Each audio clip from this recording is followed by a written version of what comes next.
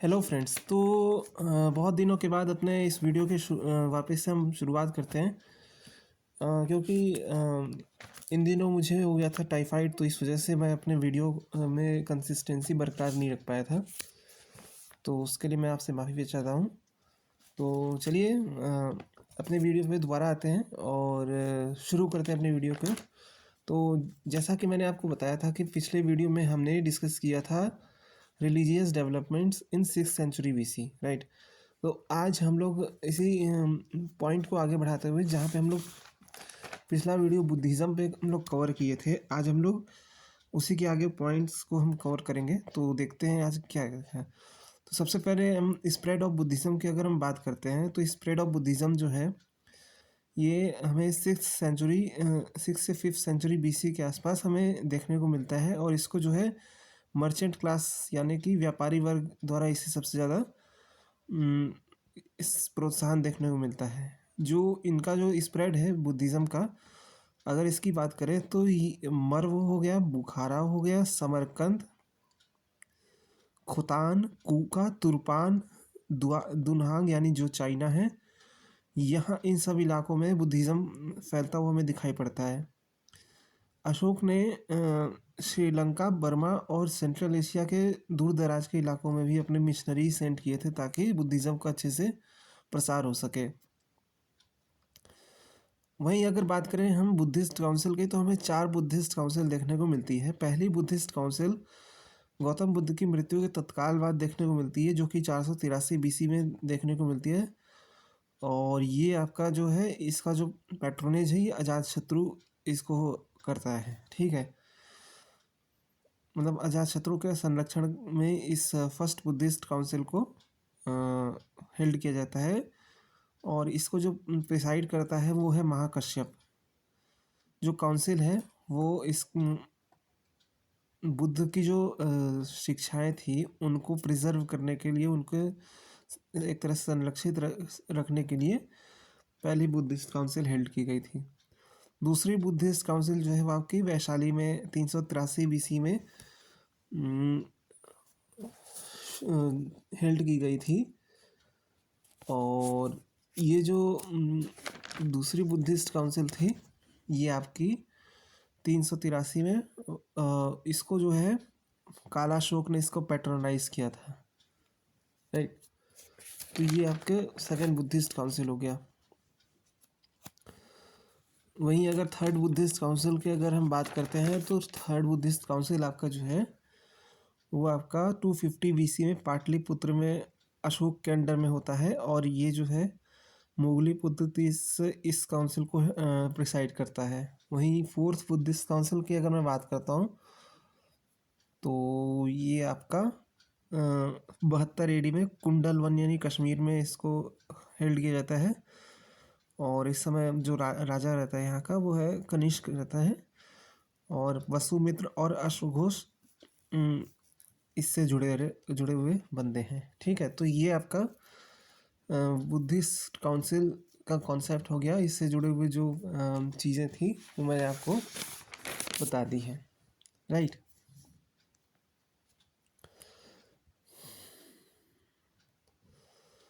तो ये आप देख सकते हैं जिन जिन एरिया में आपका बुद्धिज़्म फैलता हुआ दिखाई दे रहा है, 500 BC से लेकर 600 AD तक के आसपास का।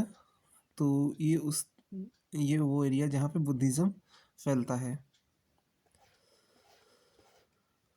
बुद्धिस्ट मुद्रा की अगर बात करें तो हमें कई सारे मुद्राएं देखने को मिलती है। 8 मुद्राएं कुल मिला के हमें देखने को मिलती है, जिसमें से पहला है अभय मुद्रा, दूसरा है धर्म चक्र मुद्रा, तीसरा है ध्यान मुद्रा, चौथा है वरद मुद्रा, पांचवा है वज्र मुद्रा, छठा है वितर्क मुद्रा, सातवां है ज्ञान मुद्रा और आठवां है कारण मुद्रा।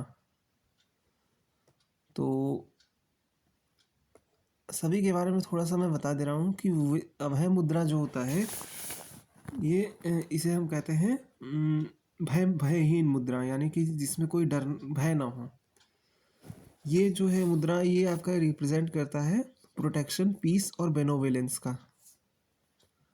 दूसरा है धर्म चक्र मुद्रा। तो धर्म चक्र मुद्रा जो है वो बुद्ध के जो सेंट्रल लाइफ है उससे रिलेटेड है, और उसका ये मुद्रा ये रिप्रेजेंट करता है, बुद्धिज्म से रिलेटेड।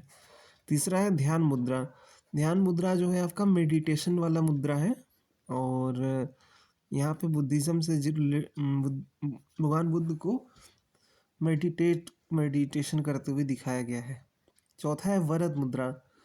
वरद मुद्रा मतलब होता है फेवरेबल मुद्रा, सिग्निफाइज ऑफरिंग वेलकम चैरिटी, यानी यहाँ पे चैरिटी की बात करी जाती है। पांचवा है वज्र मुद्रा। वज्र मुद्रा मतलब थंडर, वज्र मतलब होता है बिजली कड़कना, थंडर, ठीक है। और ये जो है ज्ञान से रिलेटेड होता है, जेस्चर ऑफ नॉलेज से कंसीडर किया जाता है। छठा है वितर्क मुद्रा। वितर्क मुद्रा इज कॉल्ड मुद्रा ऑफ डिस्कशन। फिर है ज्ञान मुद्रा। ज्ञान मुद्रा इज मुद्रा ऑफ नॉलेज, एंड करण मुद्रा इज काइंड जो है यहाँ पे इससे रिलेटेड है कि जो बुरी वृत्तियाँ होती हैं मनुष्य के अंदर, जो या फिर जो बुरे शक्तियाँ होती हैं उनको हटाने वाली जो मुद्राएं होती हैं वो सब करण, उससे करण मुद्रा कहते हैं। तो ये विभिन्न मुद्राएं हैं जिनका बुद्धिस्ट बौद्ध धर्म में काफ़ी ज़्यादा महत्व रहता है। फिर हम बात करते हैं बुद्धिज़्म के डिक्लाइन की। तो बुद्धिज़्म का जो डिक्लाइन है उसमें सबसे पहला आता है डिक्लाइन ऑफ बुद्धिस्ट संघ। तो क्या है कि टाइम बीतने के साथ साथ बौद्ध संघ में हमें कई सारे करप्शंस देखने को मिलते हैं। तो इस वजह से यहाँ पे हमें कई तरीके के इंटरनल कॉन्फ्लिक्ट देखने को मिलती है, जिसमें महायान और हीनयान के बीच में आंतरिक कलह देखने को मिलता है। यहाँ पे जो मंक्स हैं, जो बौद्ध धर्म के जो आपके पुरोहित वर्ग माने जाते हैं, उनके बीच में काफ़ी ज़्यादा वाद विवाद होता है। दूसरा है आपका जो कारण होता है वो आपका रिवाइवल ऑफ ब्राह्मणिज्म होता है। तो होता क्या है कि टाइम के साथ जो ब्राह्मणिज्म है उसका प्रभाव फिर से धीरे धीरे बढ़ने लगता है, और इस वजह से बुद्धिज़्म डिक्लाइन में आने लगता है। तीसरा है यूजेज ऑफ संस्कृत लैंग्वेज और बुद्धिस्ट मंक। तो धीरे धीरे संस्कृत लैंग्वेज का प्रसार बुद्धिज़्म में भी पड़ जाता है। तो जो पाली लैंग्वेज उसका मेन कारण था इसका बढ़ने का, वो भी ख़त्म हो जाता है, और इस संस्कृत की वजह से जो बुद्धिज़्म का जो मेन कोर रहता है वो डिस्टर्ब हो जाता है। चौथा है इमेज वर्शिप, यानी कि मूर्ति पूजा, जो कि बुद्धिज़्म का कॉन्सेप्ट नहीं था, लेकिन वापिस से ये इमेज वर्शिप आने से बुद्धिज़्म का जो कोर कॉन्सेप्ट है वो डिस्टर्ब होता है, और फिर ये डिक्लाइन फेज में चला जाता है। और पांचवा है मुस्लिम इन्वेजन, जो कि 8वीं सदी में होता है, ठीक है। तो ये कुछ कारण थे बुद्धिज़्म के डिक्लाइन होने के। कंट्रीब्यूशन की बात करें तो पहला कंट्रीब्यूशन है नॉन वायलेंस पर एम्फेसिस। दूसरा है आर्किटेक्चर के फील्ड में काफ़ी ज़्यादा हमें इसका मतलब कंट्रीब्यूशन हमें देखने को मिलता है। तीसरा है तरह तरह के यूनिवर्सिटीज़ की स्थापना, जैसे विक्रमशिला हो गया, तक्षशिला हो गया, नागार्जुन कोंडा हो गया। तो ये सारी यूनिवर्सिटीज़ जो थी इनका विकास होता है। फिर चौथा है प्रमोशन ऑफ पाली लैंग्वेज। पांचवा है improvement of status of women in India, और छठा है ट्रेड और कॉमर्स का प्रमोशन। तो ये कुछ इसके कॉन्ट्रीब्यूशंस थे जो बुद्धिज़्म से रिलेटेड थे। अब हम थोड़ा सा जैनिज़्म के ऊपर बात करते हैं, तो क्योंकि जैनिज़्म भी बुद्धिज़्म के साथ साथ इस टाइम पे डेवलप होता है। तो like Buddhism, Jainism grew as a reaction to the tyrannical operation of the Brahmana and the corruption of Hindu temples. तो बौद्ध धर्म की तरह जैन धर्म भी एक रिएक्शनरी रिलीजन के रूप में हमें डेवलप होते हुए देखने को मिलता है।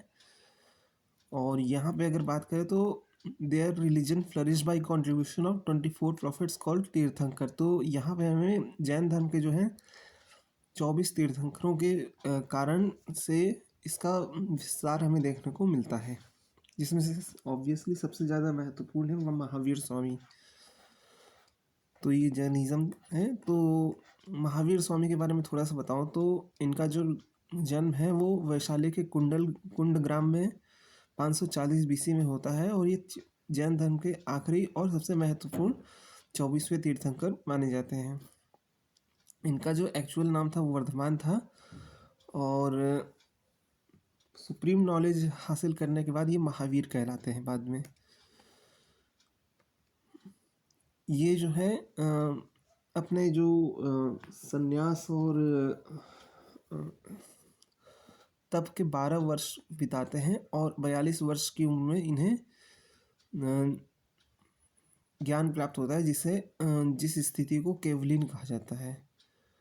मखली पुत्र घोसाल के साथ इनका रिलेशन माना जाता है, और ये जो है पहले तो इनके डिसाइपल रहते हैं, लेकिन बाद में क्या होता है कि इनके साथ मतभेद होने के कारण मखली पुत्र घोसाल जो है बाद में आजीवक धर्म को फाउंडर माने जाते हैं।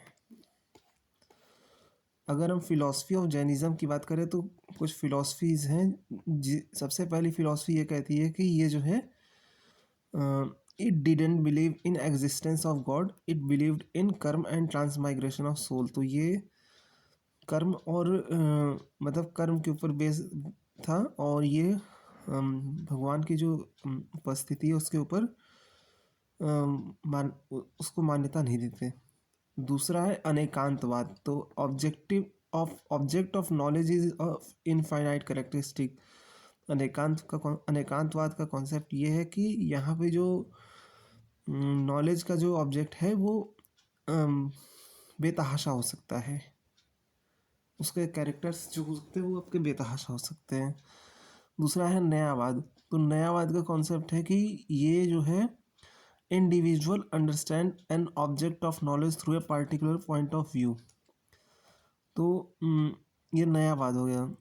सप्तभंगिन नया, तो यहाँ पे 7 point of view of understanding और नॉलेज ये आता है।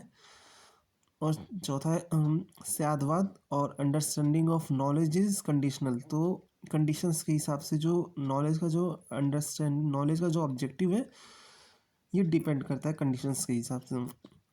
इसके अलावा पंच महाव्रत जो जैनिज़्म के कॉन्सेप्ट में आता है वो है अहिंसा, सत्य, आस्तेय, ब्रह्मचर्य और अपारिग्रह।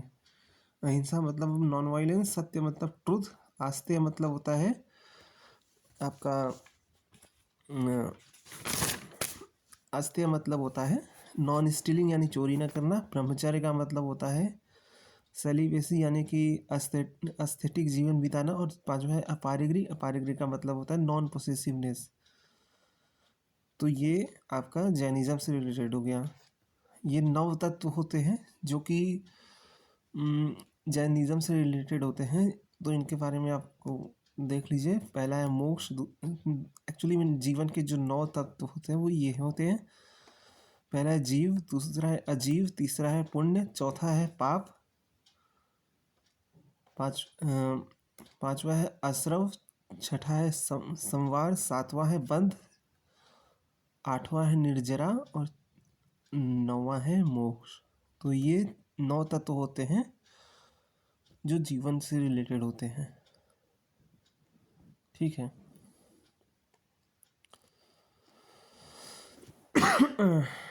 फिर आता है पैट्रोनेज। तो कई सारे शासक रहते हैं जो कि जैन धर्म को संरक्षण देते हैं, जिनमें से पहला है चंद्रगुप्त मौर्य, जो कि मौर्य साम्राज्य के संस्थापक रहते हैं। इनके बारे में मैं आगे बताऊंगा। ये जो है जैन सन्यासी भद्रबाहु के अंडर में जैन धर्म को स्वीकार कर लेते हैं। फिर इसके दूसरा आता है अशोक का पोता, जिसका नाम है संप्राति। वो जैन धर्म में दीक्षित हो जाता है और इसको दीक्षित करते हैं सुहस्ती। तीसरा है महामेघ वंश का खारवेल, जो कि जैन धर्म का संरक्षक है, और उसने ऋषभनाथ की मूर्ति अपने राज्य में स्थापित करवाई थी। चौथा है शालिवाहन, जो कि पहली सदी ईसा पूर्व का राजा था जो कि जैन धर्म का संरक्षक था। पांचवा है हर्षवर्धन, जो कि खुद जैन धर्म को फॉलो नहीं करता था। मतलब जैन धर्म को फॉलो क्या, वो बुद्धिस्ट धर्म को ज़्यादा फॉलो करता था, लेकिन उसने जैन धर्म को भी संरक्षण दिया था। फिर मूलराज है, जो कि जैन मंदिरों का निर्माण करवाया था, लेकिन वो खुद जैन धर्म को फॉलो नहीं करता था। राष्ट्रकूट वंश ने काफ़ी ज़्यादा जैन धर्म को और जैन मंदिरों को काफ़ी ज़्यादा प्रमोट किया, और यादव डायनेस्टी ने भी काफ़ी ज़्यादा सपोर्ट किया। तो ये आपके जैनिज़्म से रिलेटेड हो गए। फिर उसके बाद आके कुछ सेक्ट्स होते हैं, जैसे श्वेतांबर हो गए, दिगंबर हो गए। श्वेतांबर मतलब आपके जो जैन धर्म के वो सेक्ट होता है जो आपका सफ़ेद कपड़े पहनते हैं, और दिगंबर मतलब जो कपड़े ही नहीं पहनते हैं, ठीक है। फिर जैन काउंसिल हुई थी, 2 काउंसिल हुई थी जैन धर्म की, जो कि आपकी 300 BC में पाटलिपुत्र में हुई थी। स्थूलबाहु के मतलब उसको पैट्रोनाइज किया था चंद्रगुप्त मौर्य ने, और स्थूलबाहु उसका प्रेसिडेंट था। और दूसरी थी जो आपका वल्लभी में स्कंडिला, इस मथुरा में हुआ था। और यहाँ पे जो है नागार्जुन और कई सारे साधु लोग यहाँ पे इस काउंसिल में जुटे हुए थे। फिर आजीवक है, तो आजीवक जो है वो अगेन मैंने जैसा बताया कि मखलीपुत्र घोषाल द्वारा इसका फाउंडर था, और ये नास्तिक या heterodox school of Indian philosophy में कंसीडर किया जाता है, और ये श्रावण मूवमेंट का एक मेजर मूवमेंट कंसीडर किया जाता है, और वैदिक रिलीजन का एक मेन राइवल कंसीडर किया जाता है। तो ये है। और इसकी फिलॉसफी की अगर बात करें तो ये इसके जो साधु माने जाते हैं वो नग्न अवस्था में घूमते हुए माने जाते हैं, और ये इनका मानना है कि जो कर्म है कर्म और फैटलिज्म और एक्सट्रीम पैसिविटी में इनका विश्वास था। और दूसरी चीज़ ये है कि जो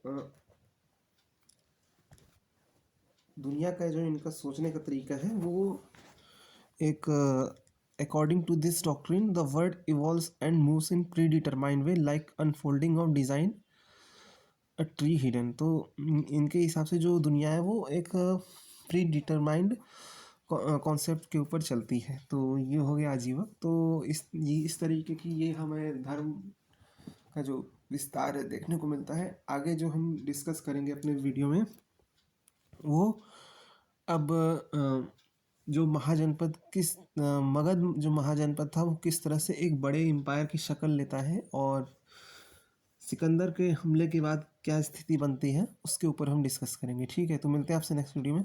मिलते हैं, गुड बाय।